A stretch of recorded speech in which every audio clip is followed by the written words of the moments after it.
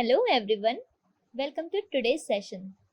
In this part, we are going to learn about modules and how many modules we have in Python programming. How do they work?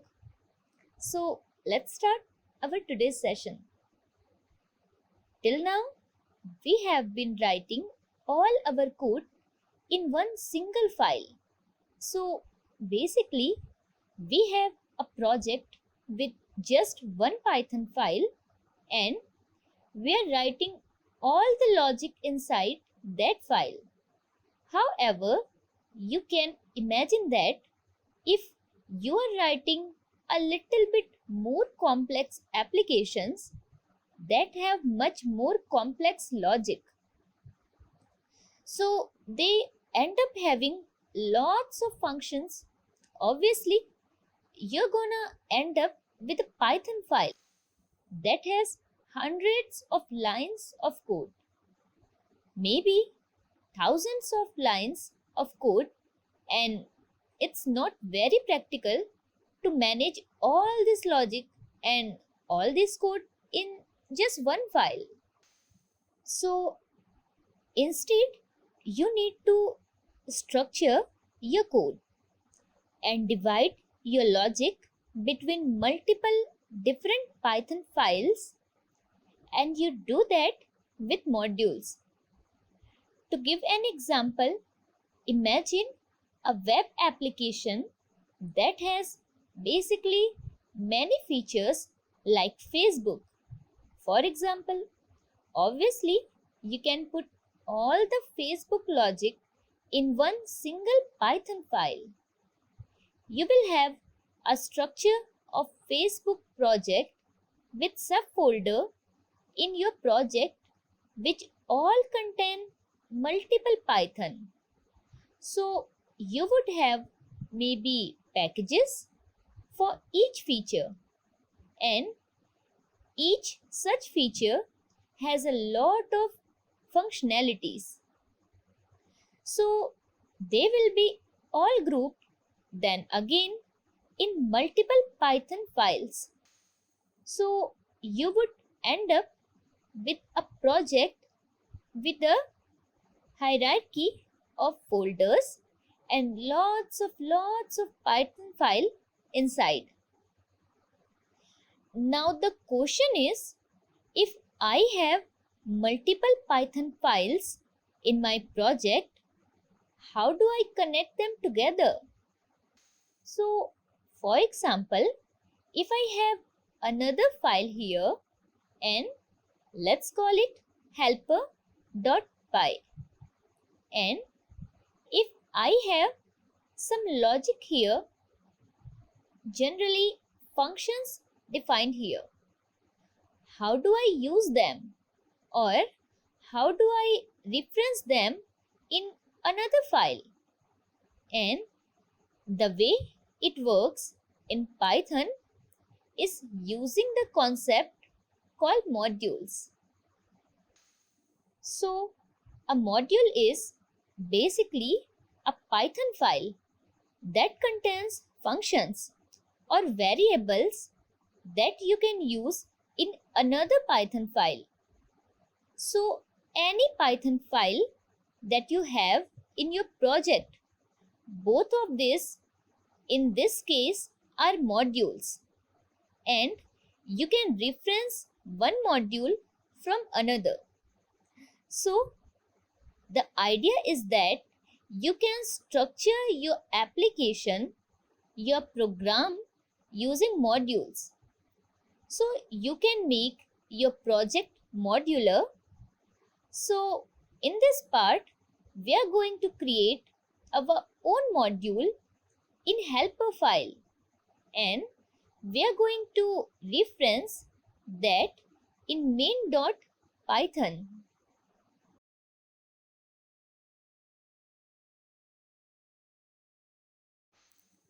Let's say in main.python, I only want the code that starts the program, all the functions, all the logic.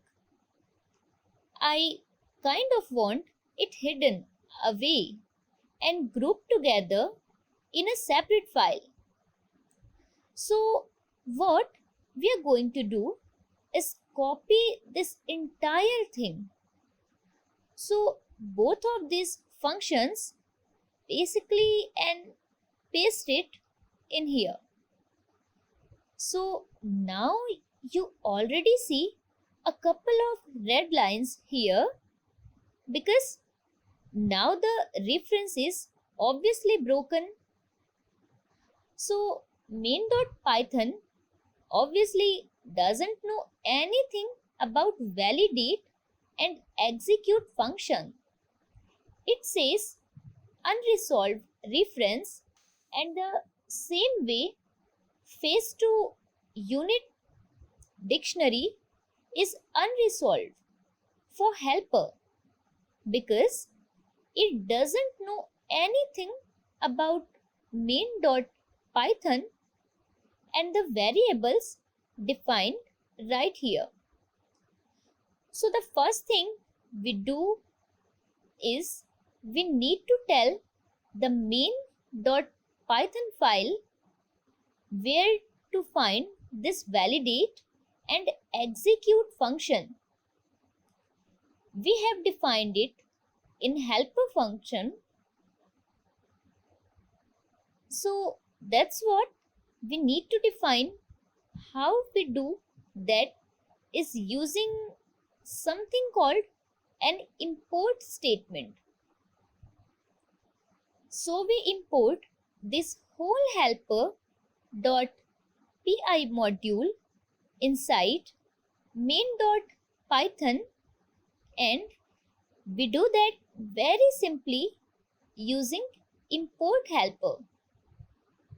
Helper is the name of the file and therefore name of the module, and right now it's a gray because we are not using it, and the way to use it is helper dot and the function name, and you see the red line disappeared. So again what we did is we told main.python there is a helper module in this project, and please import this whole module and all the functions that this module has and make it available in main.py, and then once we have that helper module we can reference any functions if we had any variables using module name dot function. So this has to be the name, and if I hover over it, you see that PyCharm actually displays the whole path to that helper.py file. And now note that here we still have red line because this is a variable which is defined in main.py, but a helper module doesn't know anything about it, and that's an import distinction here because we imported helper module inside main. So helper modules functions are available here but not the other way. So in order to make this dictionary available to invalidate and execute functions, we would need to pass it in as a variable like this, and this will work now. Now note that in main.python we actually only need this validate and execute function. We don't need the days to units function because this function is only used by validate and execute function. So that means that we don't need to import the whole entire module inside main.py. We actually only need the validated execute function, and this is a small example, but if you had a module with 20, 30 functions and you just needed one of them, you wouldn't need to import the whole module just for that one function. So what you could do is you can pick and choose which specific functions you want to make available inside another file or another module, and you can do that very easily using the following syntax.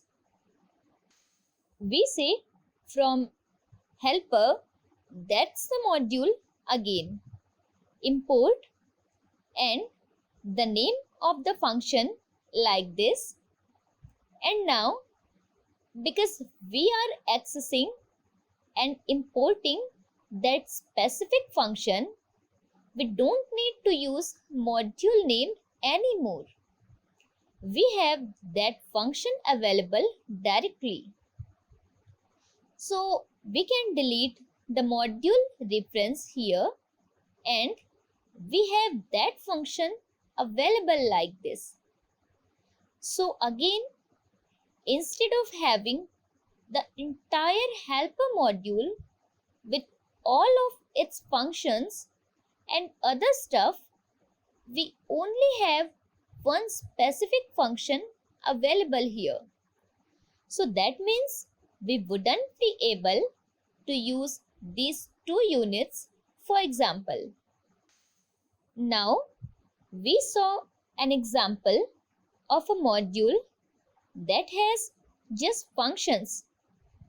However, module can have many other stuffs, for example, variables, and you can make those variables also available for another program, and that's an example here.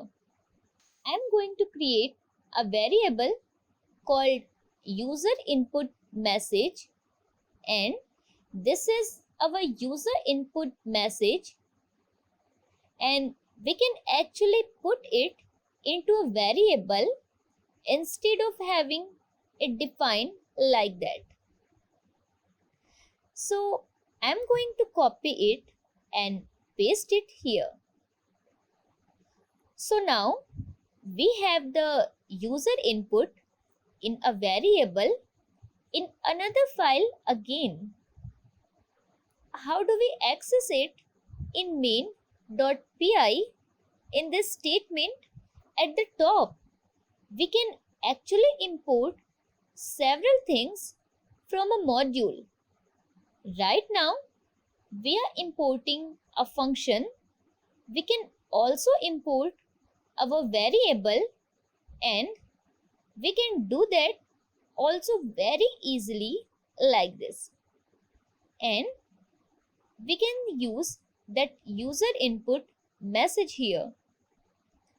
So generally, if you have again 20 functions and variables from a module and you just need maybe 5 of them, you can import them individually like this.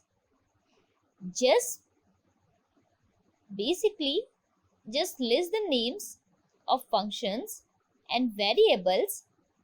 What you can also do is import all this is what this asterisk sign represents. So we are importing everything from the helper module. Again, this is kind of waste if you just need a couple of functions and variables from that module and not the entire thing. However, with this syntax, you can import everything. And now you may be wondering, what is the difference between importing everything from the module and importing the whole module? Because in both cases, you have everything in the module available. The difference is in the syntax, because note that if we use this from import statement, you don't need to use name of the module every time you're accessing something defined in that module. So we don't need to do helper.function name or helper.variable name. Whereas if we imported the module like this, you see we have red lines because we would need to do helper dot or module name dot whenever we use something from the module. Now, this could be a matter of taste. So, basically, which one you want to use? I personally think that this is the most efficient and also cleaner way of using specific function, variables, etc. defined in a module. And as a side note, the things that are defined in a module that you can use in another file are called definitions. So all those three elements here are definitions of a module, and you can use any of those definitions in a file where you import that module. What you can also do when importing a module is you can rename that module to whatever you want. So if the name of the module is too long, or you just want to use a different name, you can do S and then basically write a name whatever you want, like H for example, and then obviously you need to use that new name everywhere you access functions or variables of that module. So how you import a module and whether you rename it is a matter of taste. So how you want to do that in your code. However, I think that importing specific elements from a module like this is the most efficient and also cleanest way to do that. So we saw how to create our own module and use it in another file. So basically, if you had 100 Python files here, with each one of them having their own functions and variables, you can cross reference them from each other using the import statement very easily.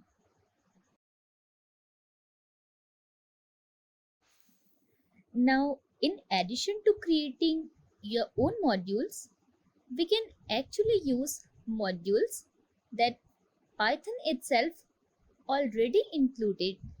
So, just like we used some functions that Python gives us out of the box, like inputs or integer, so all of those are same way Python also gives us modules for different scenarios, so that we don't have to write this logic ourselves.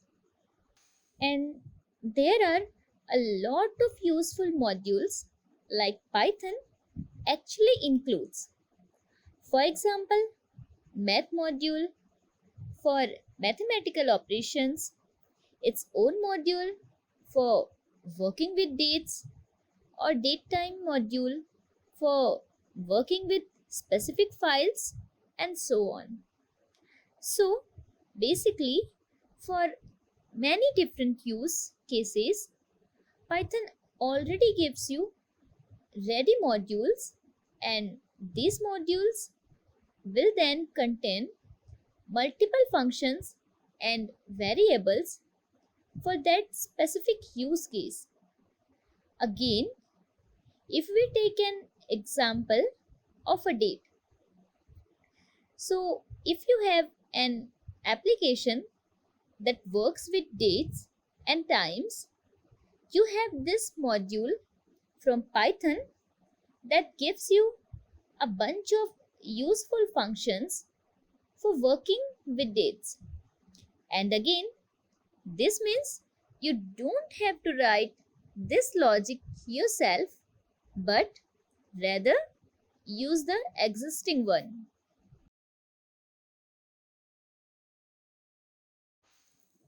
So, to give you some examples of the modules that Python provides us with. For example, if you want to work with operating system, there's an OS module. So we can print out, we can get the name of the OS, for example, and I'm going to comment all this out and run, and you see the name of the OS. Another useful module Python offers is logging. So if you want to use logging in your application, the logging module gives you different functions to log out an error, message, or warning, etc. As well as just configure how the login will look like.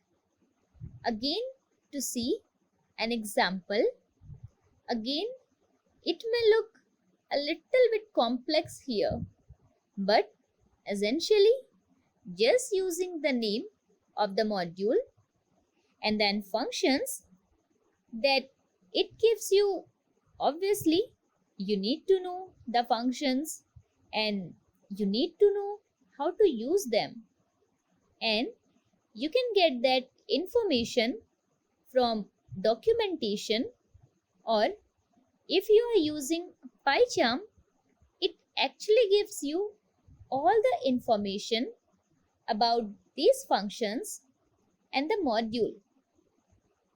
If you just hover on it, so you don't even need to Google or check out the documentation, and we are creating a logger and we are logging an error message.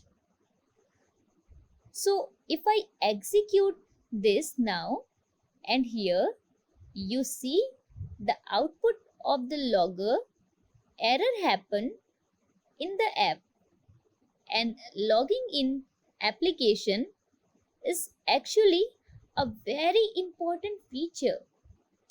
So that's why logging module is available by default in Python. Any use case in our application would be right here.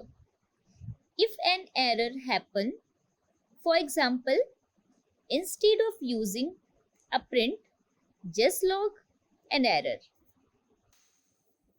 So these were just some basic examples, but as I said, Python comes with lots of very useful modules that you can use in your applications for different use cases, and that of course make your work easier because you can just use the logic instead of having to write it yourself in the modules that are part of Python, so that you can import them like this directly, are called built-in modules. We learn about built-in functions. So these are the functions that Python makes available to us directly, and there are built-in modules that we get from Python. And by the way, if you are wondering where this module actually comes from, so where is the physical location on our machine, or where this module files actually live? If you are using PyCharm, you can actually hover over it and hold down a control key, or if you're a Mac command key and click inside, you see the files opens up, which is the module, the logging module. Since I said module is just a Python file that has multiple functions, variables, etc. available. And you see right here on this top line the whole path for that Python file. So that's the location of that module file locally on my computer. And inside this Python file, you again have Python code. And if we look for get logger function here like this, right here you will find the definition of that function. So somebody implemented this function and called it get logger, and this is the logic, all the things that get executed behind the scenes. And you as a user of Python can use the name of the function and write your own programs with it. And let's also look for error, and there you go.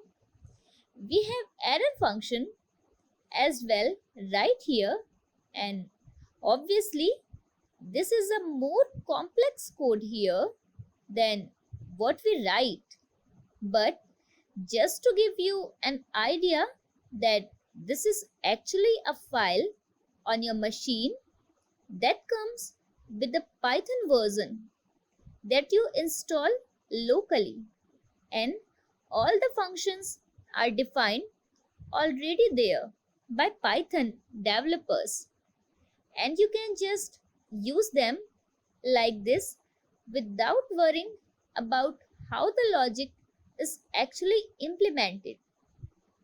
And another interesting thing is if I click here in this Python like this, logging is one module that we used, and here you will see the list of the complete list of all the built-in modules that you get from Python.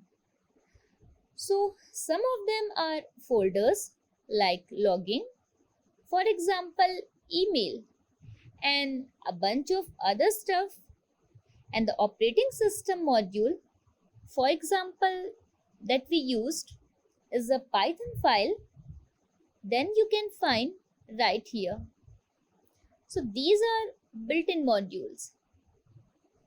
So this is all about today's session, which was based on dictionary data type. In the next session, we will work on modules. If you guys have any doubt or any question, you can ask me in the comment section. Thank you so much for watching.